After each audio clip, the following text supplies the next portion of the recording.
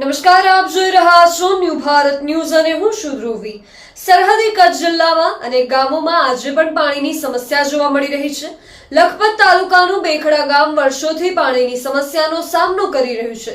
સરકારના નલ સે જલ અને વિકાસના દાવાઓ વચ્ચે છેવાડાના ગામના લોકો પાણીના એક ટીપા માટે તરસી રહ્યા છે।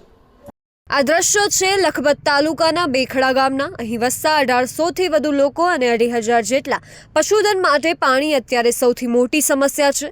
ગામના લોકોને 15 દિવસે પીવાનું પાણી ટેન્કર મારફતે મળે છે, જ્યારે ગામમાં પાણીનું ટેન્કર આવે ત્યારે બેડા યુદ્ધ જેવા દ્રશ્યો સર્જાય છે। સ્થાનિક લોકોનો આક્ષેપ છે કે પાણી પુરવઠા વિભાગ, મામલતદાર અને ટીડીઓને વારંવાર રજૂઆત કરવા છતાં પણ પાણીની સમસ્યાનો કોઈ ઉકેલ નથી આવ્યો। બેખડા ગામમાં અવારનવાર રજૂઆત કરેલી છે। પાણી પુરવઠા કચેરી, મામલતદાર સાહેબ, ટીડીઓ, વિકાસ તાલુકા અધિકારી। હવે પાણીના પર્સન માટે એ છે 1800થી 2000ની વસ્તી છે ગામ લોકોની। 2500 જેવા પશુધન છે, પણ દૂધ પીવામાં અમને તકલીફ ન થાય, કેમ દૂધ લીટરના 50 રૂપિયા અમે થશે ને અમારા કરતાં પાણી એક દિવસ પીવું તો રાખી શકું, પણ દૂધ રાખી ન શકું, દૂધ પીવું પડે અમને। દૂધથી પાણીની કિંમત આ ગામમાં વધારે છે। પાણી 50 રૂપિયા લીટર થઈ ગયો છે, તો બે દિવસમાં દૂધ 2000 લીટર છે ગામમાં, પણ પાણી 1500 લીટર નથી ગામમાં। સરકાર પાસે એ માંગણી છે તો જોગે તપાસ થાય ને 4 ગામમાં પૂરતો પાણી મળે, એ અમારી માંગ છે।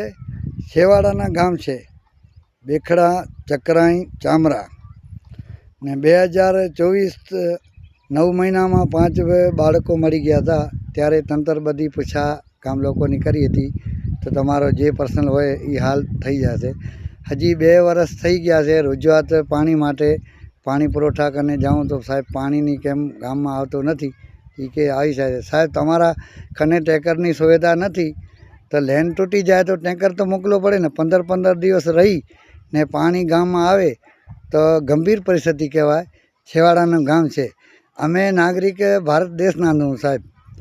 હવે અમે ભાજપ હોય કે કોંગ્રેસ હોય, વોટ તો બધાને આપી જ છું ને તંત્ર હજી સુધી અમારી પૂછા નથી કરતો।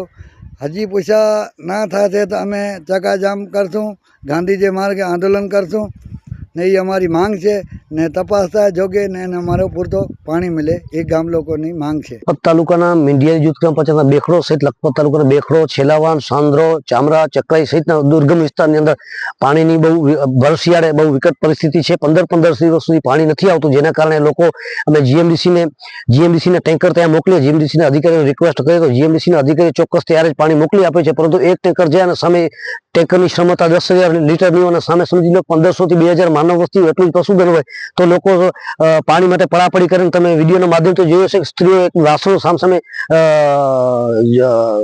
પથરાવી કે ઝઘડા કરે છે। તો એ માટે અમારી તંત્રને વિનંતી છે કે તાત્કાલિક બેખડા સહિત જે ગામમાં પાણીની તકલીફ છે ત્યાં તાત્કાલિક પાણી પહોંચવું જોઈએ। લખપત તાલુકામાં પાણી પુરવઠા બોર્ડની અંદર જે ખાનગી એજન્સી જેને લોકોને શુદ્ધ પાણી પહોંચાડવાની જવાબદારી છે, તેની અંદર 137 કર્મચારીઓ, જેના માસિક 15 થી 20 લાખ રૂપિયા બિલ બને છે અને વાર્ષિક 2 થી 2.5 કરોડ રૂપિયા સરકાર એજન્સીને આપે છે અને 137 માણસો છે, પરંતુ પાણી પુરવઠા બોર્ડના અધિકારીઓની મિલીભગત કહો કે એજન્સીની, એ લોકો પૂરતું ધ્યાન આપતા નથી। ગયા વર્ષે પણ અમે આ મુદ્દે 3 દિવસ સુધી ગરુડી ગ્રામ પંચાયતના સરપંચ શ્રી નીતિનભાઈ પટેલની આગેવાની હેઠળ ઉપવાસ પર બેઠા હતા, ત્યારે રાજકોટના એક અધિકારી આવી અને બધું થોડા દિવસ પૂરતું પાણી ચાલુ કરી। આજે પાછી લખપત તાલુકામાં એ દુર્ગમ વિસ્તારોની અંદર પાણીની બહુ વિકટ પરિસ્થિતિ છે। સરકાર હર ઘર નલ હર ઘર જલની વાતો કરે છે, પણ ત્યાં ટેન્કર પર ઝઘડા થાય છે। તો અમારી તંત્રને વિનંતી છે કે તાત્કાલિક આ ગામડાઓની અંદર પાણી પહોંચે એવી અમારી વિનંતી છે।